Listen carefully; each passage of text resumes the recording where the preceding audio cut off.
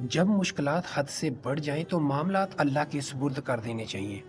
تمہارا بار بار اس چیز کو مانگنا دلیل ہے کہ وہ تمہیں ملنے والی ہے۔ یقیناً اللہ نے دعائیں قبول کرنے کے لیے ہی تمہارے دل کا حصہ بنائی ہے، اور دعا کی توفیق اللہ اسے دیتا ہے جس کی دعا قبول کرنی ہو۔ مولانا رومی رحمۃ اللہ فرماتے ہیں، تم جس چیز کی خواہش رکھتے ہو وہ چیز خود تمہاری تلاش میں ہے، اگر تم اس کی تلاش چھوڑ دو تو وہ خود بخود تم تک آ جائے۔ مگر انسان جلد باز اور ناشکرا ہے، دنیا کی طلب میں خود کو تھکا دیتا ہے اور پھر مایوس ہو جاتا ہے۔ مگر جو اللہ پر یقین رکھنے والے ہیں، اللہ ان کے لیے ایسے وسیلے بناتا ہے کہ پھر ناممکن سے ممکن کا وجود ہوتا ہے۔ اللہ کبھی ضائع نہیں کرتا تمہاری دعائیں، تمہارے تہجد کے سجدے۔ جب حالات مشکل سے مشکل تر ہوتے چلے جاتے ہیں تب معجزے ہوتے ہیں، معجزے بھی وہ جو عقل سے باہر ہوتے ہیں۔ اللہ کی مصلحتوں کو جب تم سمجھنے لگتے ہو تو ساری کہانی خود بخود سمجھنے لگتے ہو۔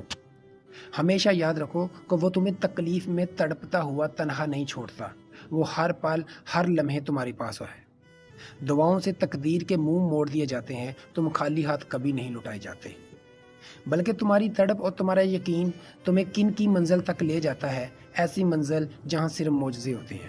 تمہاری دعائیں اس بات کی گواہی ہے کہ تمہارے لیے معجزے ہونے والے ہیں۔